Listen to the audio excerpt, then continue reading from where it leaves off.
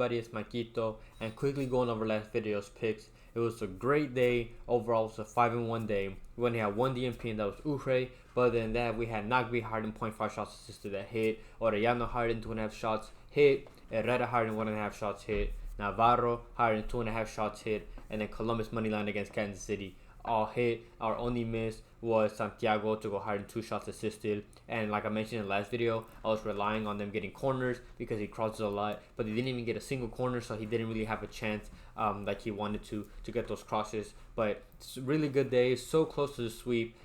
Good day, a lot of games. I would have had more added plays, but I literally forgot that I had to work the next morning, and I was literally there all day, so I didn't really have a chance to add any more plays. Like I said, a good day. And then good news, most of the reason why I started this channel was because of European football / soccer. That's which is where I made most of my money at. And now it's starting back up. There's some games tomorrow. The first couple games are starting, so it's a great sign. Season is starting, which means European football is going to start, which is, like I said, where most of my videos and where I really started making videos came from. So I'm very excited. I know a lot of you guys are excited for that to start as well.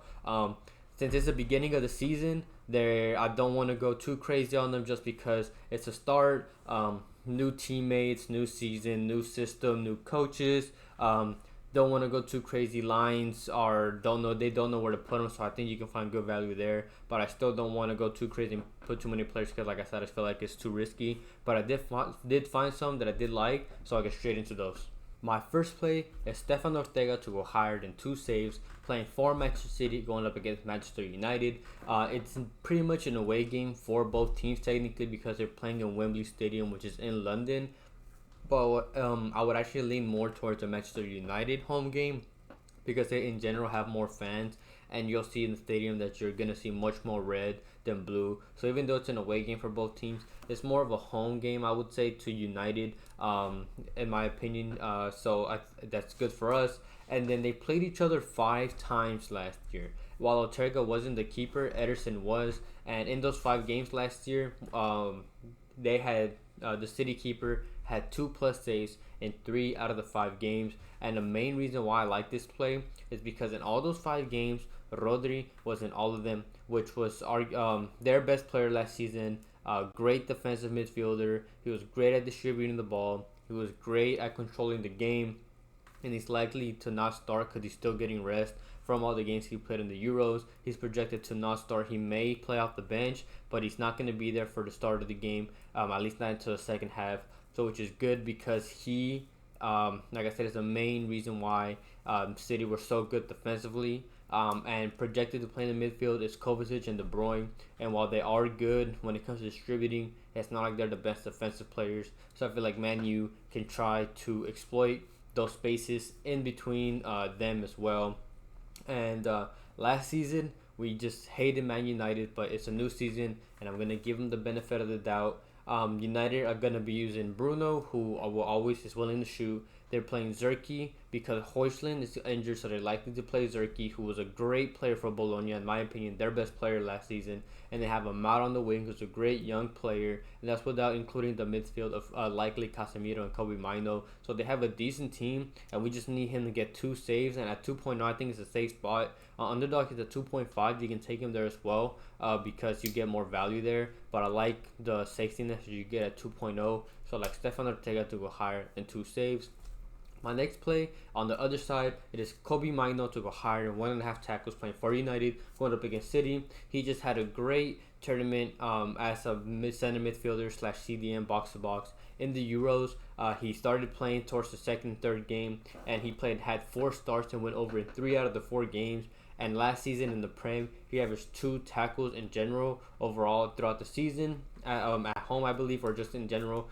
He played City twice last season, and he went over in 1 out of the 2 games. And he's going to be there to try to break up Man City's possession play, which means tackling, trying to break up the play. And he's a box-to-box player, so he's going to go up in the attack, like I mentioned before, those who watched my videos back when I took him in the Euros. He's a box-to-box player, so when he goes up to attack, if they lose the ball, he's going to be there to try to tackle and try to break up the play if it's near him. And then obviously when they're defending, he's going to be there to try to break up the play as well. He's a great young player at United. I expect a lot of minutes from him. He has a lot of stamina, and I expect a lot of defending from United.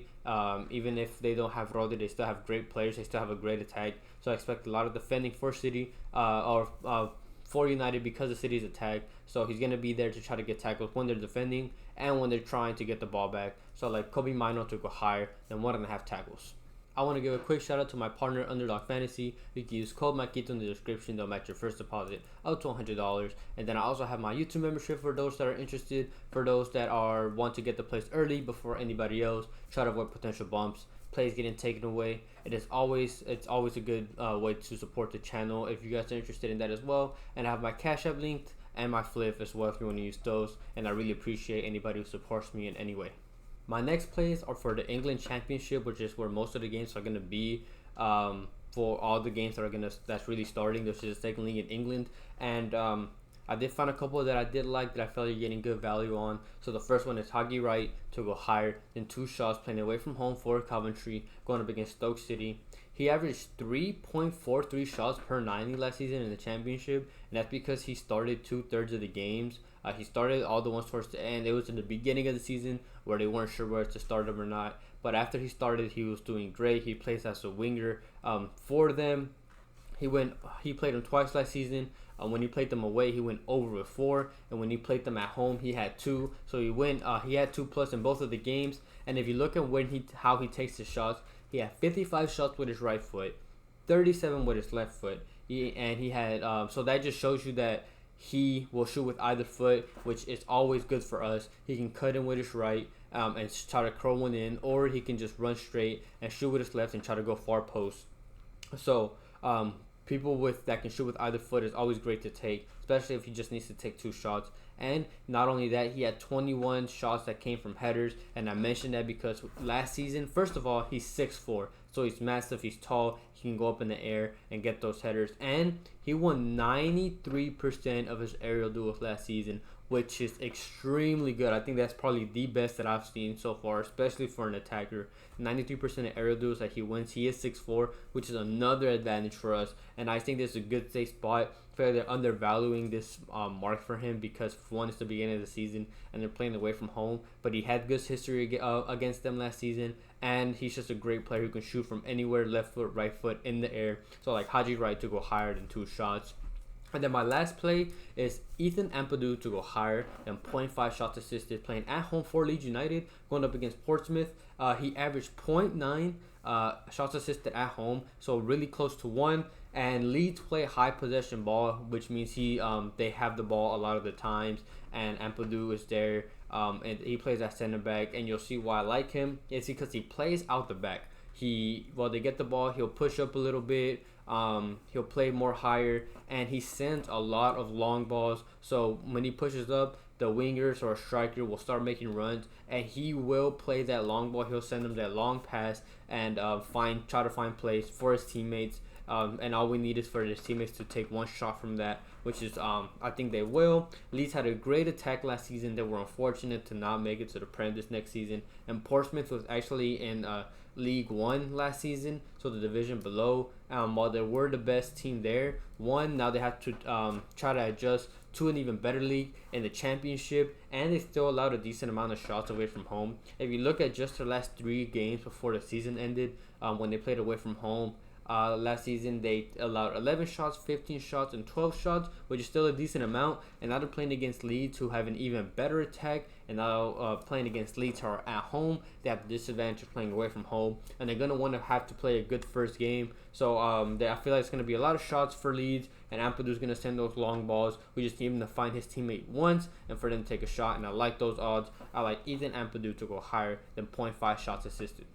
Thank you everybody for watching. Like I said, I'm excited. The season's starting back up. I believe there's going to be the first set of Premier League games next weekend. So like I said, it's really, really close to us being able to just go back to our regular schedule. Games Saturdays, Sundays, games Tuesdays, Wednesdays. Big teams, consistent teams. I'm excited for that. We had a great day in this last video. So close to the sweep, and hopefully we can continue the next streak going and going into this next season. And I also want to ask if you guys have any advice or not really advice, more like you guys suggestions if I should keep the videos the same when it comes to player props, and just in general, just like money lines, or do you think I should make some type of system so maybe we can track how good we would be overall throughout the whole season? Because the player props are mainly for, you know, fantasy apps like Price Picks and Underdog, and then I do the money lines, you know.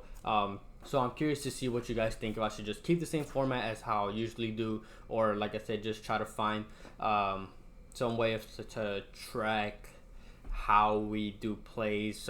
Just if you guys have any suggestions, please let me know in the comments. But other than that, I hope everybody has a good day, a good night, and we can cash out tomorrow.